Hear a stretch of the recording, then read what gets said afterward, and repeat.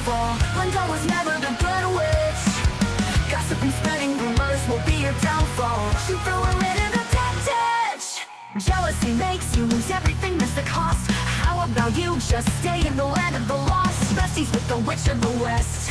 Hate on us, but you're still obsessed.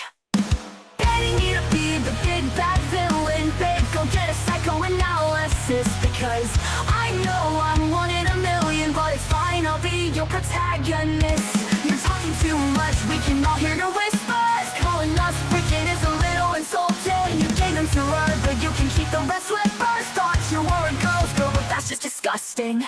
You can call me the bad witch, but I'm not the snitch. So tell me which is which? Which is which? Which is which is which?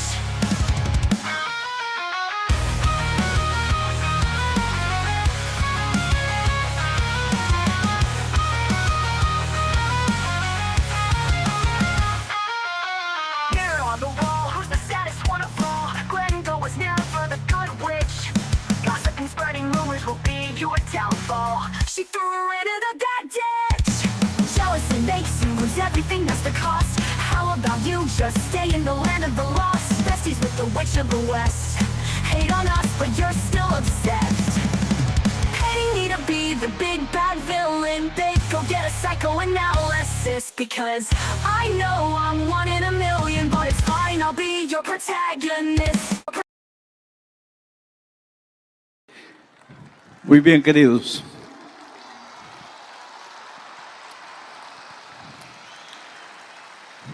Qué Dios maravilloso tenemos. Qué Dios amoroso.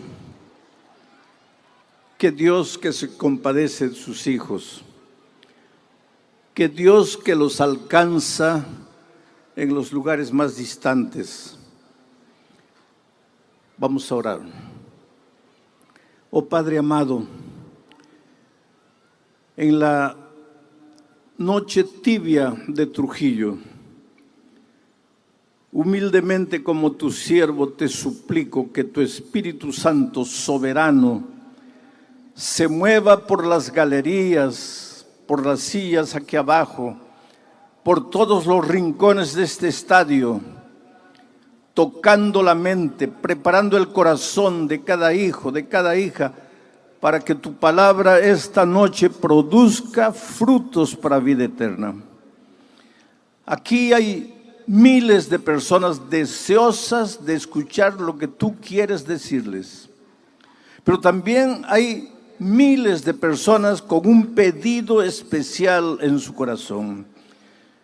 Algunos enfrentan problemas de salud, o ellos o algún ser querido.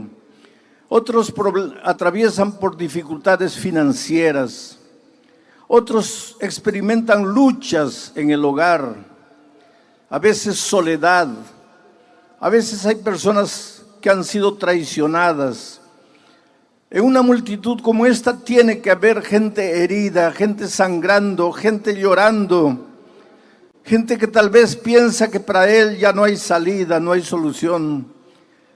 En una multitud como esta tiene que haber personas esclavizadas en el terreno del enemigo. Oh Cristo libertador, manifiéstate en la plenitud de tu poder esta noche y rompe las cadenas de esclavitud. Tu evangelio es libertad. Tú eres la libertad. Bien, manifiéstate, haz milagros. Que nadie regrese para la casa sin haber experimentado un sentimiento personal con Cristo, una relación personal con Cristo. A través de las ondas de la radio en este momento también suplicamos por miles y miles de personas a lo ancho y a lo largo de este país y tal vez en otros países del mundo, recibiendo el mensaje en su corazón.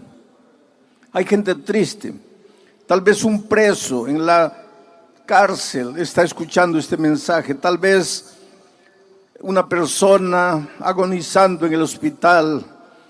Yo no sé, Señor, mientras peregrinemos en este mundo, hay dolor, hay violencia, hay maldad. pero en ti encontramos refugio. Tú eres nuestro pronto auxilio en las tribulaciones. Manifiéstate esta noche con poder, Señor, en el nombre de Jesucristo. Amén. Mis amigos queridos trujillanos, amigos de las ciudades vecinas, porque sé que ha llegado gente de otros lugares. Me siento emocionado. Cada noche de predicación mía, para mí, es como si estuviera predicando el primer sermón de mi vida, pero al mismo tiempo como si estuviera predicando el último sermón de mi vida. Puedo predicar para un estadio lleno de 100,000 personas, o para un estadio como este lleno de 25,000 personas, o puedo predicar para un pequeño grupo de 11 personas.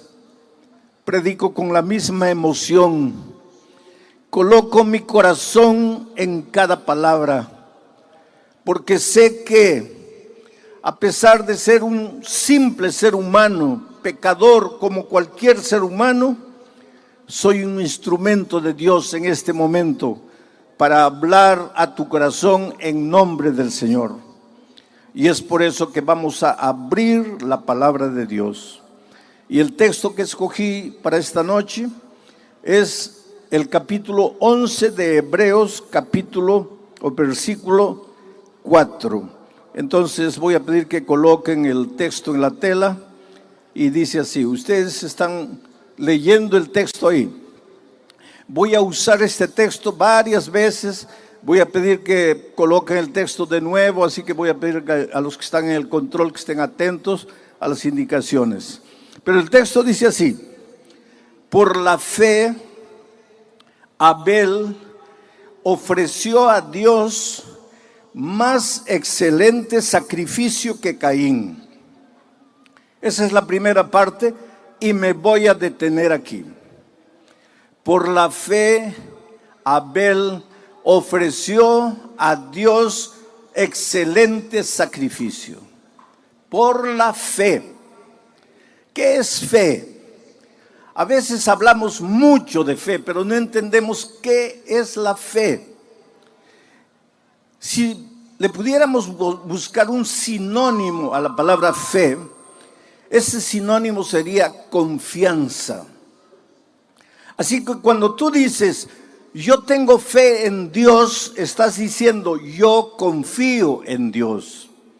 Cuando tú dices, yo ya tuve fe en Dios, pero ahora ya no la tengo, estás queriendo decir, yo ya confié un día en Dios, pero ahora ya no confío. Fe es confianza. Y el texto bíblico de esta noche dice que por la fe, o sea, por la confianza que Dios tenía en Dios, que Abel tenía en Dios, ofreció excelente sacrificio. Confianza. El asunto es que para que tú confíes en alguien, tienes que conocer a esa persona. Porque tú no puedes confiar en alguien a quien no conoces. Hoy día muchas personas están siendo heridas por causa del internet, porque confían en personas a quien no conocen. Por favor, querido, especialmente si eres joven, ¿cómo vas a conocer a alguien por el internet? Las personas se conocen personalmente, cara a cara. ¿Cómo puedes decir que amas a alguien por el internet? Y las consecuencias a veces son tristes. Porque para confiar en una persona hay que conocerla. Y para conocer a una persona hay que interrelacionarse personalmente. Hay que saber cómo es la otra persona, quién es. ¿Por qué es así? Hay que conocer. Y para conocer a una persona hay que pasar tiempo con esa persona. Porque si tú no pasas tiempo con una persona, no la puedes conocer. Y si no la puedes conocer, no puedes confiar en ella. Y si no confías en ella, no tienes fe. Abel confió en Dios porque pasó tiempo con Dios, porque se relacionó con Dios y finalmente confió en Dios. Por eso el texto bíblico dice, por la fe Abel ofreció excelente sacrificio. Los Pieles Rojas tienen un dicho interesante. Para que tú digas que conoces a una persona, tienes que comer junto con esa persona por lo menos un saco de sal. ¿Tú entiendes lo que ellos quieren decir? Tú sabes que la sal se come de a poquito, se le echa una pizca a la comida para darle sabor. Ahora imagínate tú con otra persona comer juntos un saco de sal. ¿Cuánto tiempo te va a llevar eso? Toda la vida. Lo que los Pieles Rojas querían decir es que no se puede conocer a una persona simplemente por haber hablado 2 o 3 veces. Abel era un muchacho que se relacionaba con Dios. Quiero llevar tu imaginación al jardín del Edén. Adán y Eva pecaron. Fueron confrontados con su pecado, fueron confrontados entre ellos y fueron confrontados con el tentador. Ellos ya no podían permanecer en el jardín del Edén, porque en el jardín del Edén estaba el árbol de la vida. Y si ellos siguiesen comiendo del árbol de la vida, vivirían eternamente, pero vivirían como pecadores. Tú ya te imaginaste, si el pecado se prolongase eternamente, sería una tragedia. Por lo tanto, ellos tenían que salir del jardín del Edén. Y salieron. Y el texto bíblico de Génesis dice que Dios colocó un querubín con una espada brillante en la puerta del jardín. ¿A dónde se fueron Adán y Eva? Salieron del jardín para vivir fuera del jardín.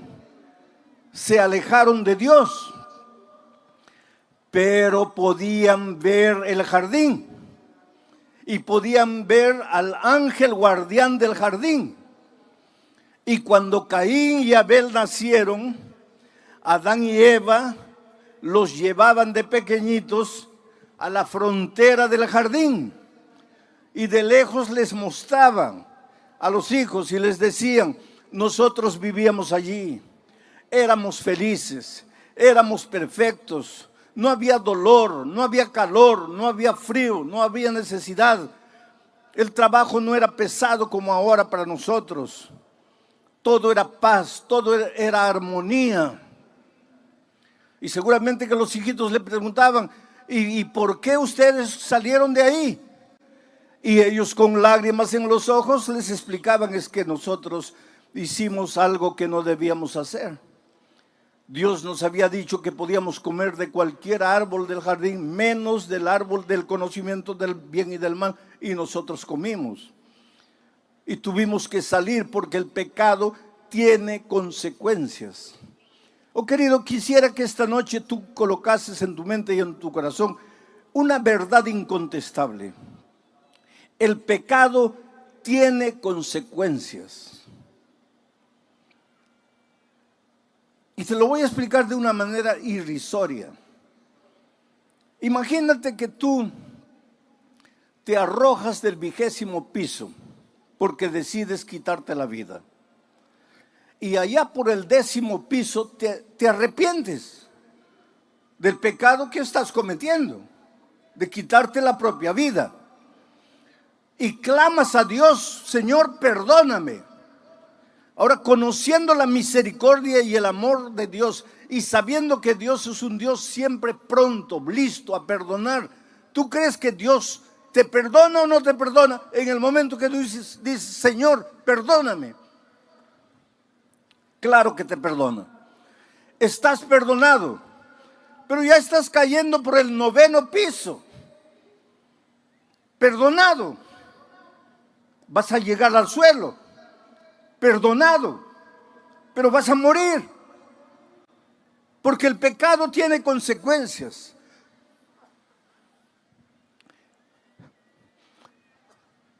Yo siempre digo una cosa. Dios te perdona. Tú eres la cosa más linda que Jesús tiene en esta vida. Oh querido, no hay nada que hayas hecho en la vida que Dios no te perdone. Dios te perdona todo. Ah, pastor, usted dice eso porque no sabe lo que yo he hecho. No importa lo que hayas hecho. No importa si has caído en lo más profundo de la miseria, en lo más profundo del pecado. No importa si tus manos están manchadas de sangre, droga, prostitución, lo que tú quieras. Dios te perdona todo, pero la vida no te perdona. Es por eso que cuando estás cayendo del 20º piso y pides perdón en el 10º, Dios te perdona, pero la vida no te perdona. Vas a caer y vas a morir. Perdonado, pero vas a morir. Yo estaba saliendo de un estadio en San Pablo y un muchacho corrió y me abrazó llorando y me dice: pastor, usted dice que Dios perdona todo, pero a mí Dios no me ha perdonado. Y le pregunté por qué él decía eso. Este muchacho estaba con SIDA, estaba condenado a muerte. Estoy hablando de tiempos cuando el SIDA era mortal, no había remedio. Hoy día tampoco hay remedio, pero se puede prolongar la vida. En esos tiempos no. Ese muchacho estaba ya por morir. Y él decía: a mí Dios no me ha perdonado porque mi pecado fue horrible. Y yo le dije: hijo, Dios sí te perdonó. Y él me dice: pastor, pero si me perdonó, ¿por qué no me cura? Ah, pues ahí está la cosa, hijo. Dios te perdonó, pero la vida no te perdona. Adán y Eva pecaron. ¿Pidieron perdón a Dios? Sí, pero tuvieron que salir del jardín del Edén. Y ahora llevaban a sus pequeños hijos a la frontera y les mostraban: miren. Y seguramente yo imagino que Adán y Eva lloraban. Y le decían: ah, hijo, si pudiésemos volver atrás, jamás habríamos hecho la tontería que hicimos. Pero la hicimos y ahora estamos en esta tierra de dolor cuando podríamos estar en el jardín. A medida que Caín y Abel crecían, ambos iban a mirar la frontera del jardín. Ambos miraban de lejos al querubín con la espada en la mano.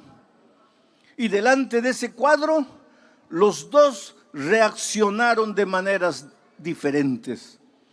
Porque Abel entendió la naturaleza del pecado y entendió la solución para el pecado, porque Adán y Eva les contaban a ellos que cuando estaban desnudos, cuando no sabían qué hacer, cuando estaban cargados de vergüenza por causa del pecado, el Señor sacrificó un cordero. La sangre de ese cordero se derramó. Con la piel de ese cordero se preparó túnicas para cubrir la desnudez de Adán y Eva. Y en ese acto de sacrificio, el primero de la Biblia, Dios estaba diciendo: hijo, que no importa en el problema a donde caíste por causa de tus decisiones torpes, no importa si te sientes embarrado en el fondo del pozo, hay solución para ti, pero la solución involucra sangre, derramamiento de sangre. En el jardín del Edén, la sangre del cordero, pero en nuestro caso, la sangre del Cordero de Dios que quita el pecado del mundo, el Señor Jesucristo en la cruz del Calvario. Pero hay solución para ti esta noche. Puedes venir a Jesús trayéndole tu vida, tu pasado. Ah, pastor, tengo vergüenza de mi pasado, tengo asco de mi pasado. Pues tráele tu vergüenza, tráele tu asco. Antes que tú llegues, el Señor Jesús como el padre al hijo pródigo, correrá y te abrazará y te besará. Y en su amor te limpiará y te transformará y te hará un nuevo ser humano, porque esa es la promesa divina. Delante de aquel cuadro, Abel entendió que él, si se relacionaba con Dios, si ejercía la fe en Dios, si confiaba en Dios, debería ofrecer un sacrificio excelente. Solo, querido, que tú no le puedes ofrecer a Dios nada, porque nada. Little saddened, why are you moving along? Moving along without me. Without me. Without me. You seem to be doing just fine without me. You're smiling all of the time without me. Your world keeps spinning round and round without you. I'm sad and I'm scared, that's why I frown. Tonight is so cloudy, I see the raindrops in the sky. I'm trying to say howdy, but I don't even really know why. I try to reminisce on all the good times that we shared, but then I start to miss when you actually cared, when you cared about me. About me. Without me. Without me. You seem to be doing just fine without me. You're smiling all of the time without me. Your world keeps spinning round and round without you. I'm sad and I'm scared, that's why I frown.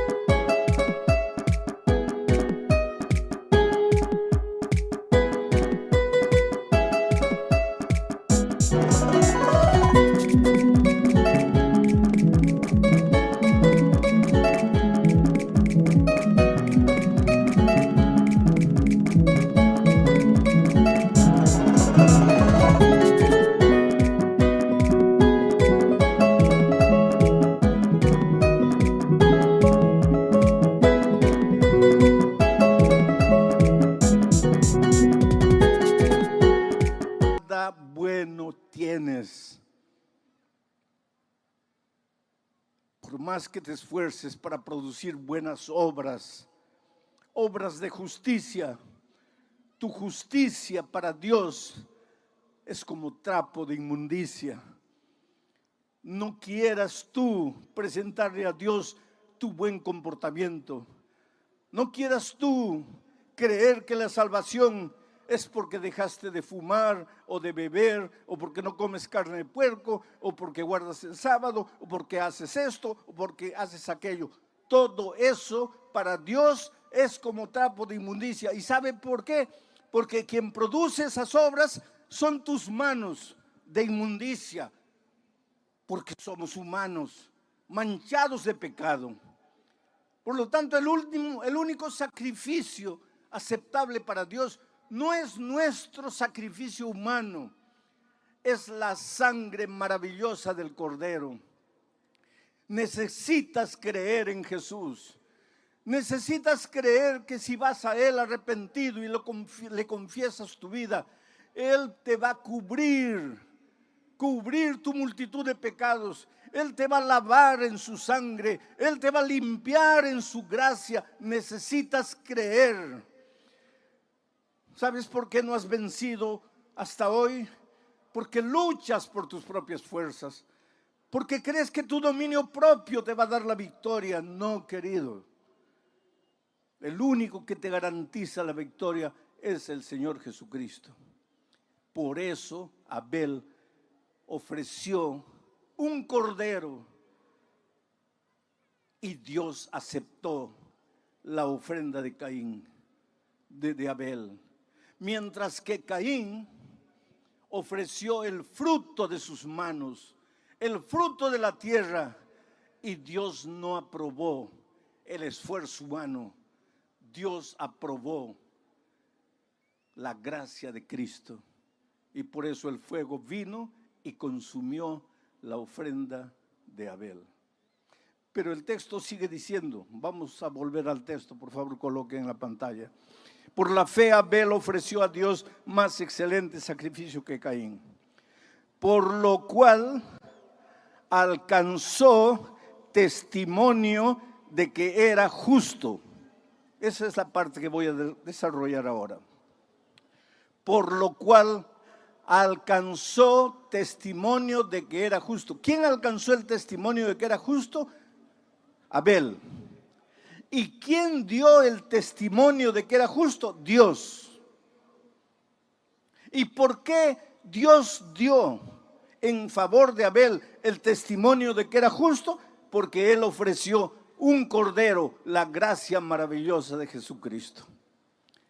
Nota que el texto, pueden sacar el texto, no dice que Abel se declaró justo, porque el justo nunca cree que es justo. El verdadero justo siempre se siente pecador. Yo me preocupo cuando veo a algún cristiano que se siente justo, o por lo menos se siente con el derecho de acusar al pecador, de mirar al pecador, de juzgar al pecador. ¿Qué derecho tienes tú de apuntar el pecado de tu hermano?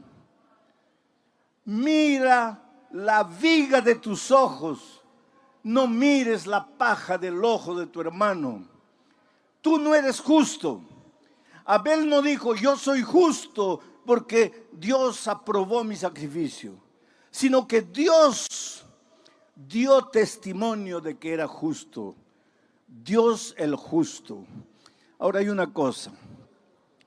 Abel llevó un cordero, creyó en la sangre de Jesús, creyó en la gracia de Jesucristo, pero enseguida Dios dijo, este hombre es justo.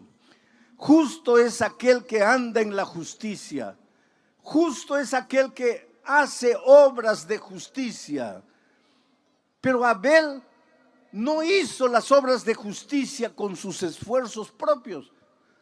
Abel obró las obras de justicia porque creyó en la gracia maravillosa de Cristo. Por favor, nunca pienses que tú puedes salvarte por tus obras de justicia humana.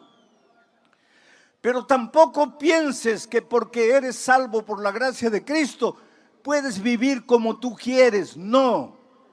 A partir del momento en que Jesús te limpia, te purifica de tus pecados, te prepara para andar en las obras de justicia. Porque Dios es un Dios justo y quiere que sus hijos caminen por los caminos de justicia. Por eso en el Salmo 23, David dice que el buen pastor conduce a su rebaño por las veredas de justicia. ¿Y dónde encuentras tú el concepto de la justicia desarrollado? En la palabra de Dios. ¿Quieres saber en qué consiste la justicia? Ve a la Biblia, estudia la Biblia. Encuentra lo que Dios desea de ti, lo que Dios te pide, y haz lo que Dios te pide, no para salvarte, sino porque has sido transformado por la gracia de Cristo y ahora te deleitas en hacer su voluntad. Es por eso que cuando Jesús estuvo en esta tierra, miró y dijo: si me amáis, si ustedes dicen que me aman, si ustedes dicen que yo soy la cosa más linda que ustedes tienen, entonces guarden mis mandamientos, hagan mis obras de justicia, anden en mis caminos. ¿Por qué los seres humanos creemos que la gracia está separada de las obras? ¿Por qué pensamos que el que se salva por la gracia no tiene que realizar buenas obras? ¿O por qué hay cristianos que piensan que la gracia es barata, que las obras son las importantes? Pero si es tan simple de entender. Cristo te salva por su gracia, pero lógicamente que ahora has sido salvo por la gracia, tienes que andar en sus caminos, tienes que hacer su voluntad, tienes que obrar obras de justicia. Ahora, ¿cuál es el sacrificio que tú tienes que enseñar, entregar al Señor Jesucristo? El sacrificio de Abel fue perfecto. ¿Cuál es tu sacrificio? Romanos, voy a pedir que salten al texto de Romanos capítulo 12, versículo 1. Quiero leer aquí. Romanos capítulo 12, versículos 1 y 2. Para responder la pregunta: ¿qué sacrificio tienes que entregarle tú? Abel ofreció un perfecto sacrificio. ¿Y tú? Dice así: así que hermanos, ¿y quién escribe? Es Pablo. Así que hermanos, os ruego por las misericordias de Dios que presentéis vuestros cuerpos en sacrificio vivo, santo, agradable a Dios, que es vuestro culto racional. Sigue. No os conforméis a este siglo, sino transformaos por medio de la renovación de vuestro entendimiento, para que comprobéis cuál es la buena voluntad de Dios, agradable y perfecta. ¿Quieres experimentar en tu vida la voluntad de Dios agradable y perfecta? ¿Cómo sería si tu matrimonio fuese la voluntad de Dios? Si la empresa que has abierto fuese de acuerdo a la voluntad de Dios.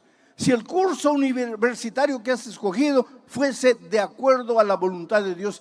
Imagina cómo sería tu vida. Sería una vida plena, una vida realizada, una vida feliz, porque es el desarrollo de la buena voluntad de Dios. Pero para eso tienes que ofrecerle a Dios tu cuerpo como sacrificio vivo, no como un sacrificio muerto, no como un sacrificio moribundo. Esto no quiere decir que no te puedas entregar al Señor Jesucristo con 80 años ya para morir. Puedes hacerlo y Dios se va a alegrar y te ama y te acepta. Pero si le puedes entregar la vida a Cristo hoy con 20 años, en la plenitud de la vida, como un sacrificio vivo, ¿por qué tienes que esperar a los 80 años cuando ya no puedes hacer nada por el Señor Jesucristo? Oh querido, tú eres maravilloso, tú tienes talento, tú tienes vida, tú tienes juventud, tú tienes fuerza.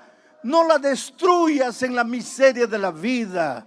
No pases noches y noches desperdiciando tu vida en los placeres de este mundo.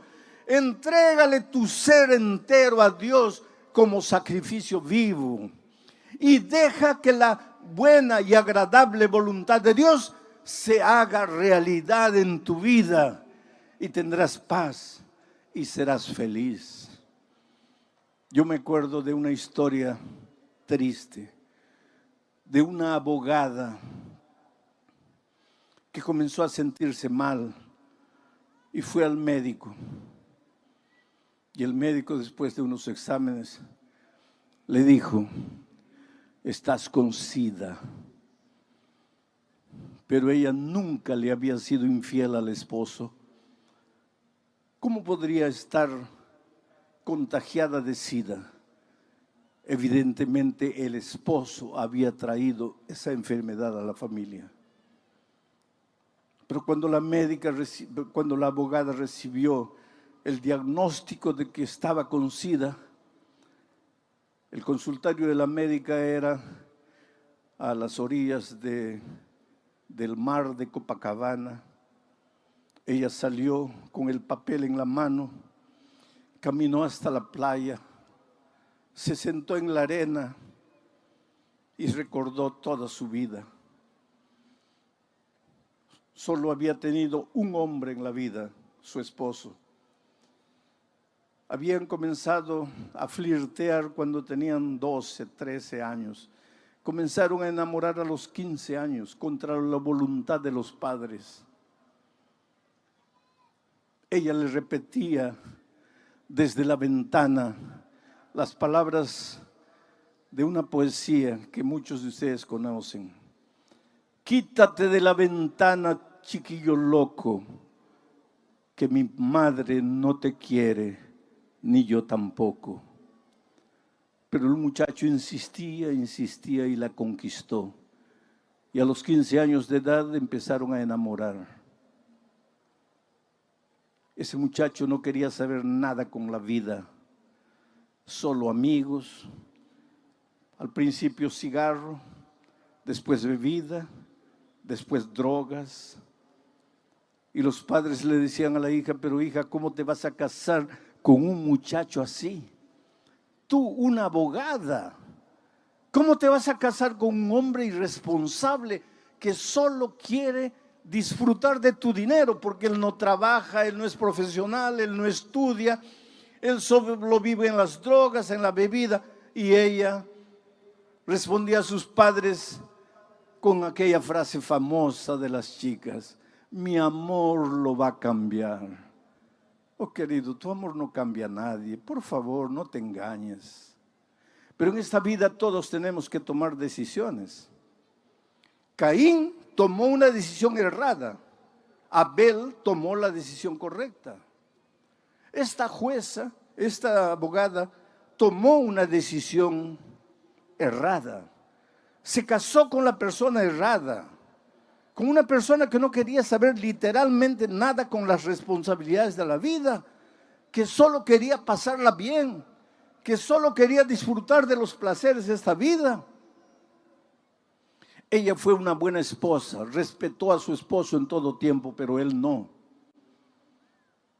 Y ahora ella estaba con SIDA.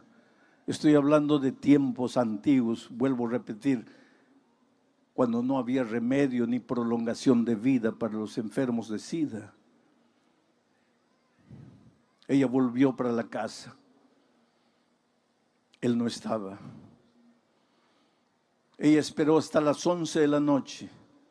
Él no llegaba. Ella sentada en la sala, cuando a medianoche le apareció.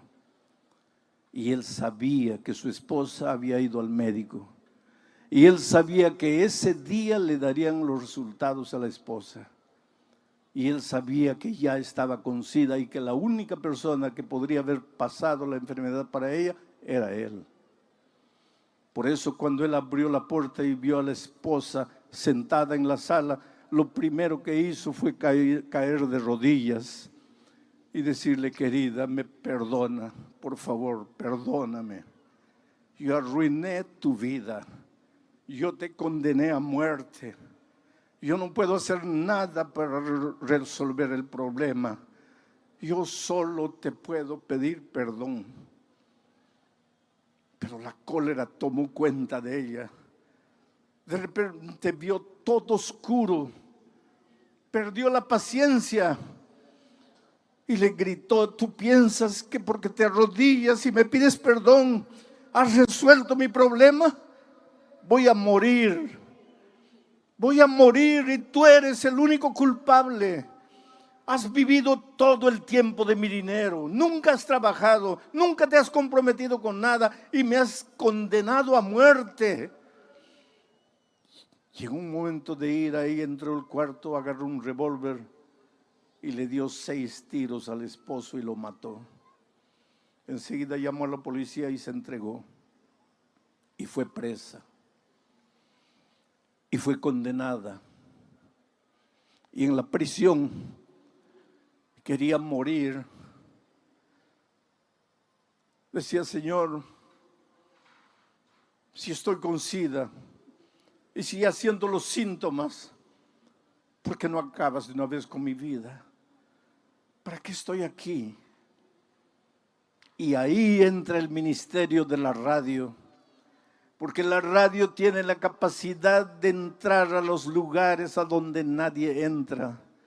Yo estuve en un país musulmán, cuyo nombre no voy a decir, para proteger a los misioneros allá, a donde el evangelio entró a través de las leyes de prohibición y todo, y hay un núcleo de musulmanes que se volvieron cristianos a través del ministerio de la radio. Es por eso que cuando alguna vez te piden una ofrenda para la radio, no tengas miedo de ofrendar. La radio puede llegar con el evangelio a los rincones más apartados, y la radio llegó a la vida de esta abogada con el evangelio en su momento de desesperación, y ella entendió que Jesucristo era Dios y que lo que los hombres no podrían hacer, Jesús podría hacer, y que el milagro maravilloso de Cristo tal vez no sería curarla del SIDA, mas curarla del alma, para enfrentar la muerte sin miedo y sin temor, con la esperanza de encontrarse con Jesucristo cuando Él viniera. Y aceptó a Jesucristo y fue bautizada. Pero entonces ya estaba en las últimas y la sacaron de la prisión y la llevaron al hospital. Y ya sentía que la muerte se le acercaba.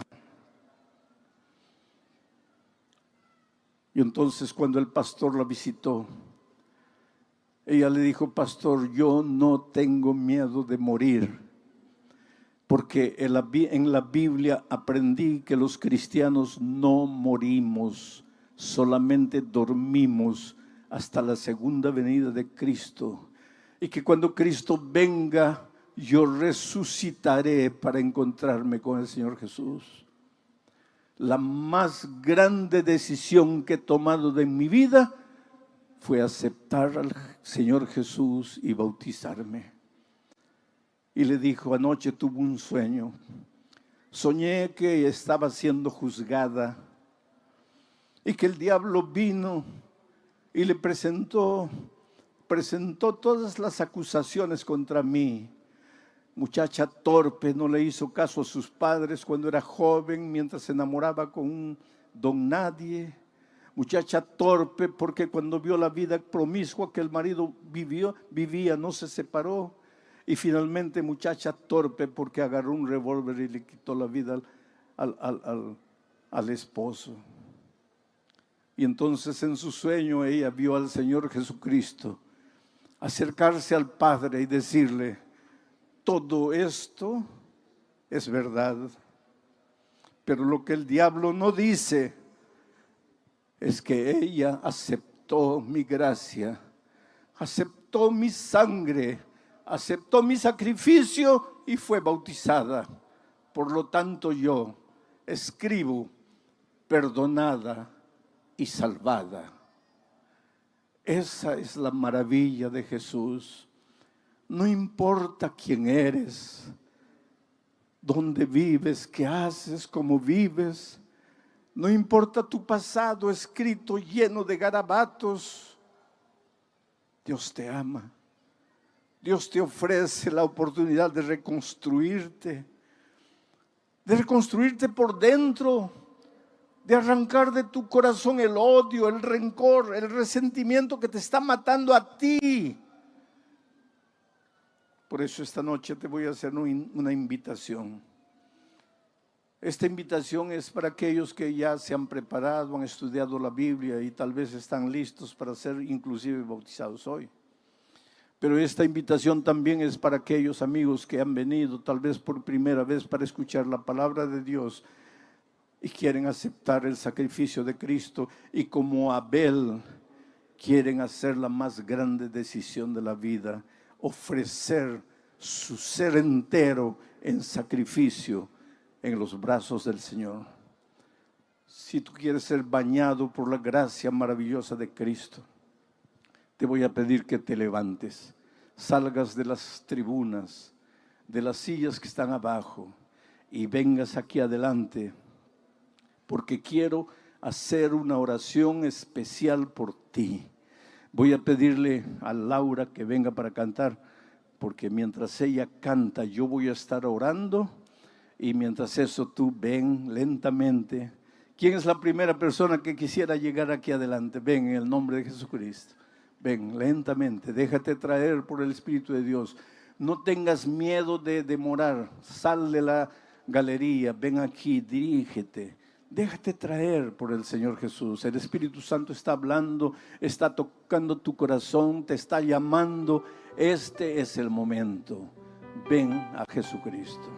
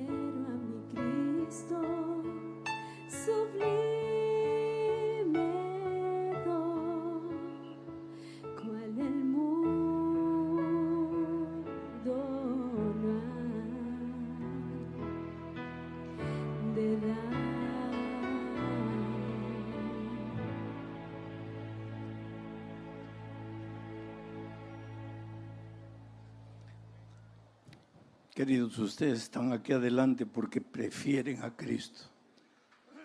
Están tomando la más extraordinaria decisión que un ser humano puede tomar.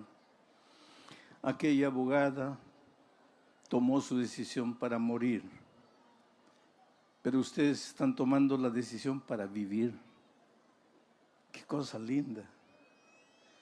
Eso no quiere decir que ahora, en este momento, se volvieron todos ustedes angelitos, que les va a salir 2 alitas y se van a ir volando al cielo. No, no, no. Continúan siendo seres humanos. Y como todo ser humano, están propensos a caer. Pero levántense. Y si caigo 2 veces, pues 2 veces te levantas. Y si caigo 100 veces, pues 100 veces te levantas.